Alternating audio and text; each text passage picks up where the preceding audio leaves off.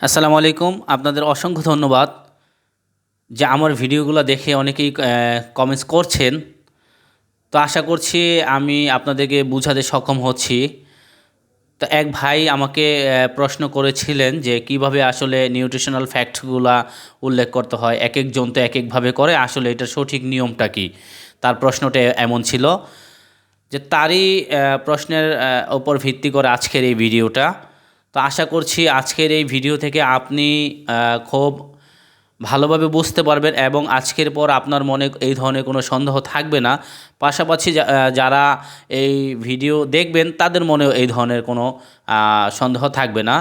তো এইটা আসলে ভালো করে বোঝার জন্য আপনাকে ভালো করে ভিডিওটা দেখতে হবে। আপনি যদি স্কিপ করে ফেলেন তাহলে জিনিসটা আসলে ভালোভাবে বুঝতে পারবেন না, কারণ এখানে কিছু বোঝার জিনিস আছে।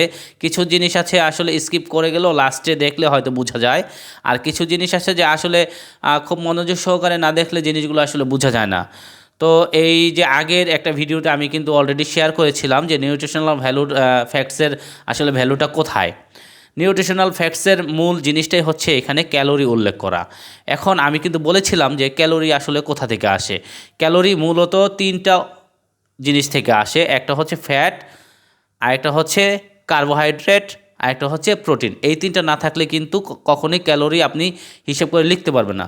তো আমি একটু যদি বলে দিই এখন আপনার কোন কয়টা জিনিসকে আপনি মাথায় রেখে আসলে নিউট্রিশনাল ফ্যাক্টস উল্লেখ করবেন বা উল্লেখ করতে হয়, তাহলে আমি বলবো যে আসলে প্রথমেই বলবো যে নিউট্রিশনাল ফ্যাক্টস আসলে কার রিকোয়ারমেন্ট, এটা কিন্তু আসলে জানতে হবে। হ্যাঁ, আর এটাকে বিএসটিআই ভোক্তার বা কাদের।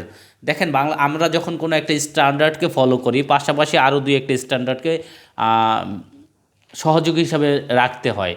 আপনি যখন আইএসও স্ট্যান্ডার্ড এফএসএসসি ফলো করবেন, তখন পাশাপাশি দেখবেন কি আরও এডিশনাল রিকোয়ারমেন্ট কিছু আপনার থাকবে এখানে, যেটা আপনি ফলো না করলে কখনোই কিন্তু আপনি ফুলফিল করতে পারবেন না। তো তেমন দেখেন, আমাদের লিগ্যাল বডি কিন্তু বাংলাদেশে অনেক ফুডের জগতে অনেকেই লিগ্যাল বডি হিসেবে আছেন। আপনি কাউকেই কিন্তু ফেলে দিতে পারবেন না। দেখেন, বিএসটিআই যেমন একটা লিগ্যাল বডি আমাদের জন্য, ফুড সেক্টরের জন্য। ফুড সেফটিও কিন্তু আমাদের জন্য একটা লিগ্যাল বডি। তারপর আমার যে আমাদের যে স্যানিটারি ইন্সপেক্টররা আছেন, সিভিল সার্জন অফিস, তারাও কিন্তু আমাদের লিগ্যাল বডি। তারপর আমার পৌরসভার কিছু নির্দিষ্ট নিয়মকানুন থাকে, এনারাও কিন্তু আমাদের লিগ্যাল বডি। তার মানে আমার সরকারের কিছু ডিপার্টমেন্ট আছে যে ওনারা হচ্ছে আমাদের ইন্টারেস্টেড পার্টি, ওনারা হচ্ছে আমাদের এখান থেকে আসলে ওনাদের ইন্টারেস্ট কি, ওনাদের রিকোয়ারমেন্ট ফুলফিল করা। তো সেই জন্য আমার এই জিনিসগুলো যদি আসলে এখন বলি যে নিউট্রিশনাল ফ্যাক্টস কিন্তু আসলে মূলত আমাদের ফুড সেফটি অথরিটি যেটা বাংলাদেশের, তাদের একটা রিকোয়ারমেন্ট। তারা একটা গ্যাজেট প্রকাশ করেছিল 2013 সালের। হ্যাঁ, আপনি সেখানে দেখবেন স্পষ্ট উল্লেখ করা আছে এই নিউট্রিশনাল ফ্যাক্টসগুলো লিখতে হবে স্পষ্ট আকারে। তো সেই দৃষ্টিকোণ থেকেই কিন্তু আমরা এরপর থেকে শুরু হয়েছিল যে নিউট্রিশনাল ফ্যাক্টস উল্লেখ করা। তো এখন আমরা অনেকেই অনেকভাবে করে থাকি। এখন হয়তো কোনো কারণে আমরা এখনও পুরোপুরি আইনের আওতায় আসি না, কিন্তু আংশিকভাবেও করি, কারণ আমরা তো আসলে একটা যদি সব কিছুতেই শুধু জরিমানা বা সব কিছুতেই যদি পেনাল্টি থাকে, তাহলে কিন্তু আসলে বিজনেস ক্লোজ হয়ে যাবে। তো এই জন্য হয়তো আমাদের যে উপর মহলের লোকজন আছে, হয়তো তারা সবসময় এই জিনিসগুলোকে আমাদের বোঝা হিসেবে চাপিয়ে দেয় না। কিন্তু আমাদের কিন্তু একটা সময় এটা ঠিক না করলে আমরা অবশ্যই পেনাল্টির আওতায় চলে আসবো। এই জন্য অবশ্যই আমরা যারা আছি এর সাথে যুক্ত, কোনো অবস্থাতেই এই জিনিসগুলোকে স্কিপ করব না এবং ম্যানেজমেন্টকে সহজে এটা বলে দিব। এখন আমি আপনাদের সাথে শেয়ার করব যে আসলে কয়টা জিনিসকে আমরা এখানে ভ্যালু দিব। আমি যদি সংখ্যা আকারে বলি, তাহলে এখানে আমি ভ্যালু দিব হচ্ছে আপনার মিনিমাম 12টা জিনিসকে। 12টা জিনিসকে যদি আমি ভ্যালু দিই, তাহলে কিন্তু আমার এখানে নিউট্রিশনাল ফ্যাক্টসের যে ইস্যুগুলো আছে এটা আমি ফুলফিল করতে পারবো। তো প্রথমেই আমি লিখবো এখানে। আমি যদি লিখি, তাহলে আমার প্রথমে তিনটা জিনিস কিন্তু আমি স্কিপ করতে পারবো না, এখানে আগেই বলেছিলাম। সেই তিনটা জিনিসের একটি হচ্ছে আমার ফ্যাট। এখন এই ফ্যাটের মধ্যে হচ্ছে কিছু আছে। ফ্যাটের মধ্যে কিছু রিকোয়ারমেন্ট থাকে যে আসলে ফ্যাটটা আসলে কিভাবে আসে। ফ্যাট কিন্তু এখানে আপনি আসলে পাবেন হচ্ছে তিনভাবে পাবেন। যে একটা হচ্ছে টোটাল ফ্যাট হিসেবে পাবেন, আরেকটা হচ্ছে ট্রান্স ফ্যাট হিসেবে পাবেন, আরেকটা হচ্ছে স্যাচুরেটেড যে অংশ ফ্যাটের সেটা পাবেন। এখন আপনি যদি উল্লেখ না করেন ঠিকমতো, তাহলে কিন্তু এটা আমাদের ফুলফিল হবে না। তো আমি দেখি যদি ফ্যাটের সাথে একটা হচ্ছে টোটাল ফ্যাট। ফ্যাট মানে এটা আমি বলি টোটাল ফ্যাট। টোটাল ফ্যাট তারপর হচ্ছে আমার এখানে স্যাচুরেটেড ফ্যাট,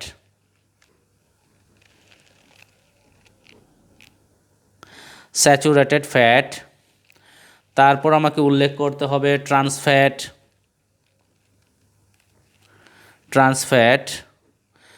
এই তিনটা হচ্ছে ফ্যাটের অংশ। এখন আমরা কি করি, এই তিনটাকে অনেক সময় একসাথে এই টোটাল ফ্যাট হিসেবে উল্লেখ করি, টোটাল ফ্যাট হিসেবে উল্লেখ করি। এখন টোটাল ফ্যাট না থাকলে কিন্তু আমি কখনোই নিউট্রিশনাল ভ্যালুর যে ক্যালোরি ওইটা পাবো না। ক্যালোরি হিসেব করতে গেলে কিন্তু আমার এই ফ্যাট লাগবে, ফ্যাট লাগবে। আর কি লাগবে? ফ্যাট লাগবে আমার, এরপরে লাগবে যেটা হচ্ছে সেটা হচ্ছে কার্বোহাইড্রেট লাগবে, কার্বোহাইড্রেট লাগবে। ফ্যাট, কার্বোহাইড্রেট লাগবে, আরেকটা লাগবে প্রোটিন, প্রোটিন। এই তিনটা জিনিস যদি হয় তাহলে আমি ক্যালোরিটা উল্লেখ করে ফেলতে পারবো। বাট এই তিনটা কিন্তু সাফিসিয়েন্ট না এটার জন্য। এর সাথে আমার আরও জিনিসগুলো যেগুলো লাগবে, এখানে আমার যে কোলেস্টেরলের মাত্রা সেটা উল্লেখ করতে হবে, কোলেস্টেরল, কোলেস্টেরল। তারপর আমাকে এখানে উল্লেখ করতে হবে লবণ, যেটা সোডিয়াম আকারে, সোডিয়াম। তারপর উল্লেখ করতে হবে আমার এখানে ডায়েটারি ফাইবার,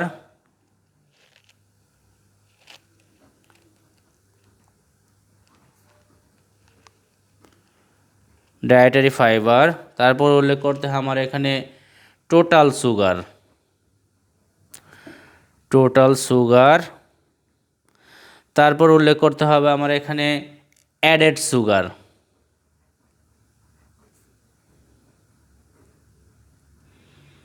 অ্যাডেড সুগার। তারপর উল্লেখ করতে হবে আমার এখানে ভিটামিনস,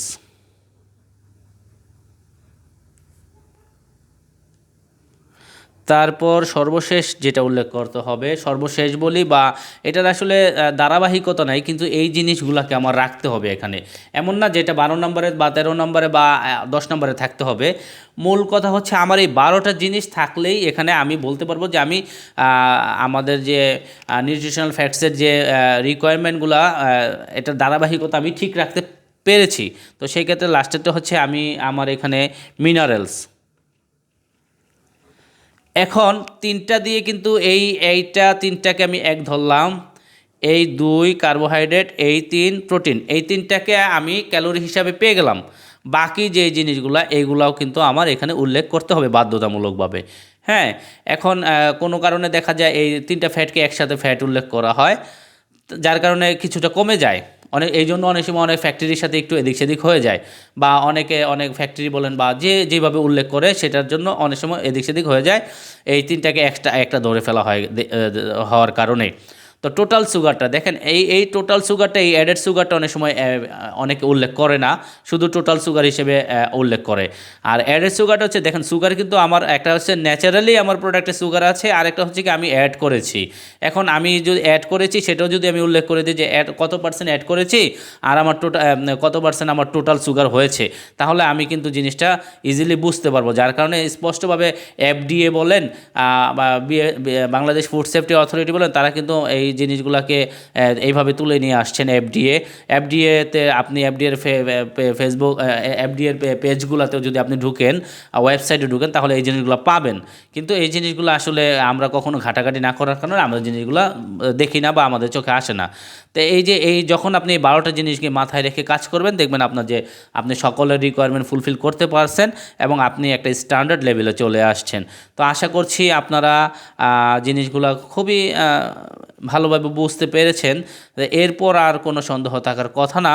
আর যদিও কোনো প্রশ্ন থেকে থাকে মনের মধ্যে, আপনি অবশ্যই কমেন্ট করবেন, আমি আপনাকে অবশ্যই অ্যান্সার দেওয়ার চেষ্টা করব। আর দেখতে থাকুন, আরও ভালো ভালো কিছু পেয়ে যাবেন ইনশাআল্লাহ। তা আপনারা যা না বুঝবেন সেটা আমাকে বলবেন, আমি যদি বুঝে থাকি তাহলে সেটা আপনাকে খুব সহজেই বুঝিয়ে দেবো। আর যদি না বুঝে থাকি, আমি আগে নিজে বুঝবো, আমি নিজে বুঝার পর আপনাদেরকে কিভাবে বোঝানো যায় সেই প্রসেসটা বের করব, তারপর আপনাদের সাথে এগুলো আমি শেয়ার করব। তো সেই পর্যন্ত আশা করি সুস্থ থাকবেন, ভালো থাকবেন ইনশাআল্লাহ। সকলকে আল্লাহ তাআলা ভালো রাখুক। আল্লাহ হাফেজ, ভালো থাকেন।